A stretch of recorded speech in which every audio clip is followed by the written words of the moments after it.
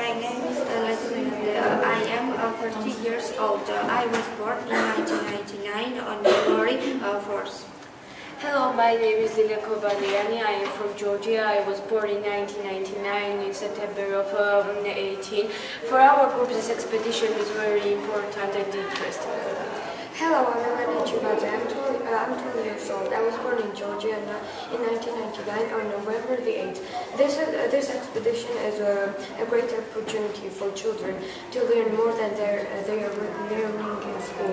I think many people should find this because we learn stuff that will be very useful for us in the future.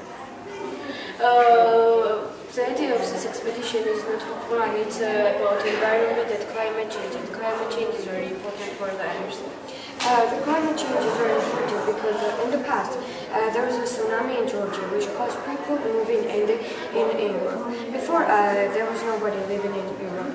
We want to find out the reasons why this happened, and we want to find out whether it will happen again. We are very happy that we can go to the French Alps, that it's our dream, and we hope that this dream will come true in this summer. Thank you.